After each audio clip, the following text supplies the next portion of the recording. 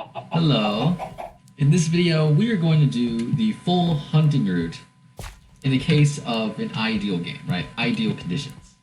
So really, of course, we start out as Leaper Hunter, right? And I'm basically going to repeat the Leaper Hunter route and then show you what the Radar Hunter route looks like after that. Right? This is just the way I do it, of course. Right? Basically, just following this path. Right? Obviously, I'm checking for hiding spots along the way as I'm going through. Right? And so this is ideal, right? Even in games that are near ideal, depending on what certain hires are, I may not follow this exact route that I'm doing. Right? Just because, you know, if I see a hire, I'm gonna probably try to kill it. Right? I'm just gonna go along this route. Right? Right? Just like that. Right? Right? Just like that. Because I'm hitting animals along the way. Since I couldn't really use leap, I just kind of jumped on to this pathway. Right? And at this point, I'm just going up to the tree. Right? So, typically I enter from this way, right? Ideally, if no one attacks, then this makes sense to enter this way. Right? And at this point, I use the kill command. Most of the time, the clock is not going to say 4.9 minutes, right? It's going to take a little longer because you're actually taking time to killing hiders, right? But now I switch to Radar Hunter, right?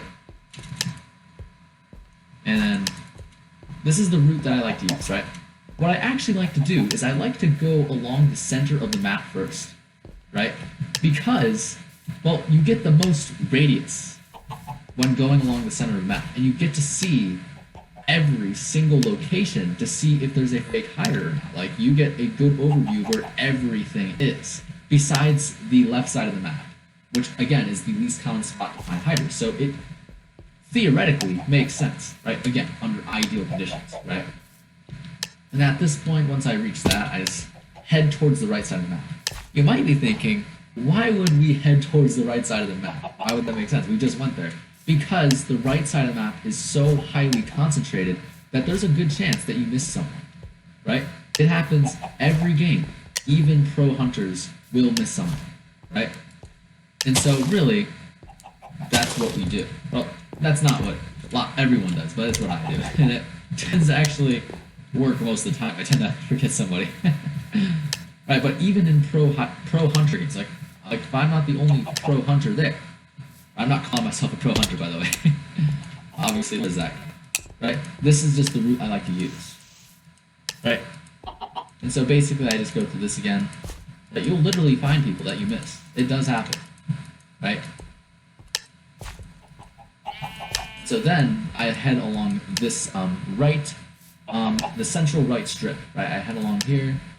And at this point, I basically already checked this out, right? So you don't have to, like, take your time checking it. But then we go to the left side of the map, of course. Right? Head over here.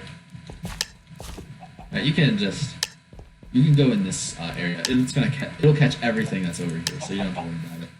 Right, just head in the center of the room, and then basically, right, the places we haven't checked yet are like the boundary near Hunter Spawn. Right, we haven't really checked this. We only went along the center of it. Right, check Hunter Spawn again.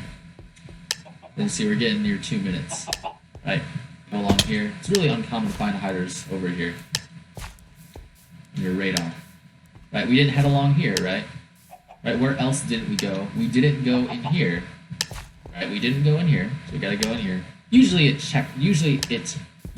everything in here is caught, right? We already, radar, like, along this strip catches anything in that room, right? So don't have to worry about it. Right, we also didn't go in here, and sometimes radar does not catch things near the TNT site, or like this tunnel, right? And there's actually one other place that radar did not catch super well, right?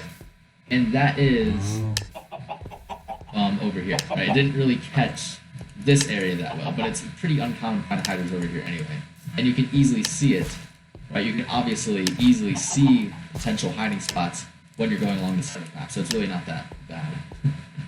And so once you're at this point, you've basically gone through every single portion of the map. The only parts that radar most likely did not grab, if you did not go close enough to them, was like high up, right? Places high up, or obviously if the game turns out to be non-ideal when you don't expect it to be, right? And this is basically the whole idea of the radar route for the museum, right? I'm gonna run through it once more, completely, without making any pauses, right? In the next game.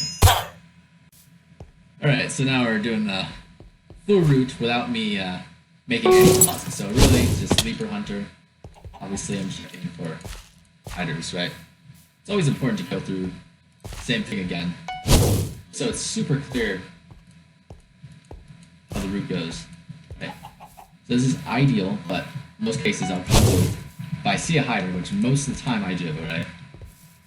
This is a fake furnace, by the way, right? It's too far away from the stack, right? That's just the the hider that spawned, right? The thing that's making my FPS run. Yeah, ideal conditions, this is what I do. Okay.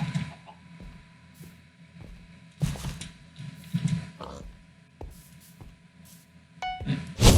Basically, just like this. I notice how I'm trying to go through as quickly as possible.